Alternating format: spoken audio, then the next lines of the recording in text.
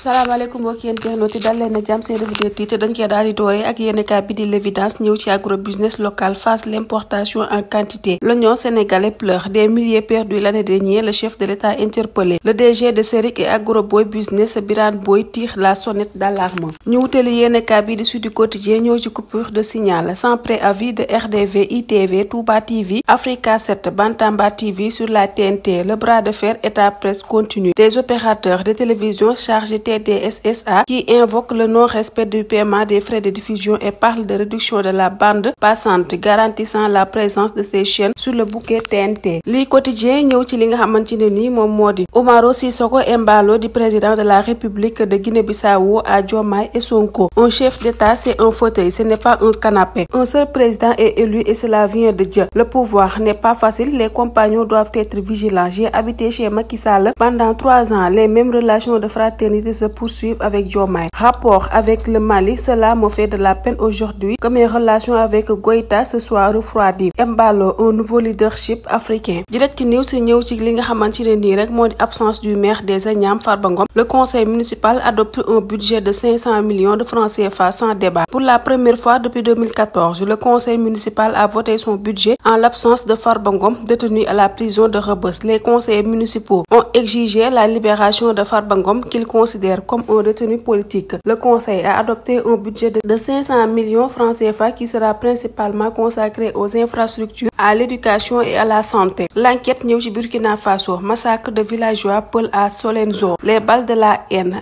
Human Rights Watch parle d'au moins 58 victimes et craint un bilan plus affreux. Les démentis des autorités burkinabées, la stigmatisation des Peuls, un terreau fertile pour la violence, les massacres de 2019 et 2021, un cycle de violence. Source A ñëw ci migration circulaire à destination d'Espagne. Les chiffres clés. Avec la migration circulaire liant le Sénégal à l'Espagne, une première cohorte de saisonnières a quitté Dakar hier, soit 9 femmes et 8 hommes qui vont travailler dans la production de fraises. Ibrahima John di conseiller technique au secrétariat d'État au Sénégalais de l'extérieur daal ne xam ne après avoir respecté leur durée légale de séjour, ils sont rentrés au Sénégal. C'est l'entreprise qui a fait appel à eux après l'ouverture de la présente compagnie. Turbine ñëw ci engagement de campagne de Sonko non encore retenu. Criminalisation de l'homosexualité, 2 propositions de loi sous le coude d'El Malick Ndiaye. Ababacar Mboup exige le respect de la promesse de Sonko sur l'homosexualité et le respect de la loi. Le président de l'Assemblée nationale n'a plus de prétexte. Il y a 2 propositions de loi sur l'homosexualité sur sa table, a-t-il souligné. Si je suis élu président du Sénégal, criminalisant l'homosexualité sera l'une des premières que je ferai voter, avait promis Sonko. Yor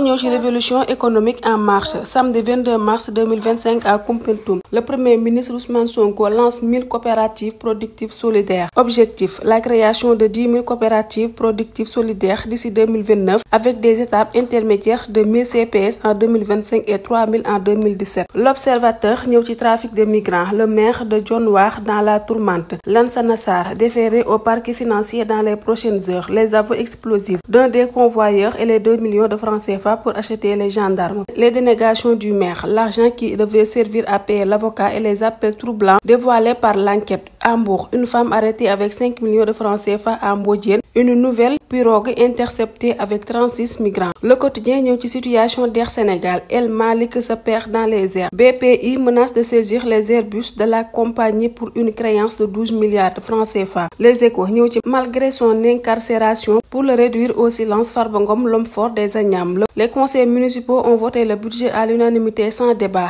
Abdou Aziz Diop di adjoint au maire daal dina xam ne l'emprisonner pour espérer récupérer l'électorat du Fouta, c'est impossible. Rewmi quotidien ñëw ci trafic de migrants. Le maire de Dionewar Fatick en garde à vue. Walf quotidien di ñu wax frais de diffusion réclamés aux médias. TDS asphyxie les chaînes privées. ci wet gi daal dinañuy xamle ne arrivée des importations menant sur l'oignon local. Birane Ndoye di acteur de la filière daal dina xamle ne nous serons tous en situation de banqueroute. Vox Populi ñëw ci li nga xamante ne nii moo di Yankoba Diémé di ministre des infrastructures et des transports terrestres. La mu wax moo di ne la réduction à notre initiative exclusive n'a pas encore été mise sur la table. Ça n'a même pas encore démarré tellement c'est ahurissant. C'est dans le principe de la continuité de l'État que nous avons juste livré les choses que Macky Sall lui-même a concocté affecté. L'As quotidien ñëw gestion opaque au port, Afrique passage tracasserie routière, les transporteurs menacent de bloquer le port. Libération ñëw ci fausse lettre de la présidence demanda sa réintégration à l'ASPEX, le premier coup avorté de Khadjata Tandian. Madame Tandian est un élément clé du projet qui a contribué à notre accession au pouvoir. Madame Tandian avait été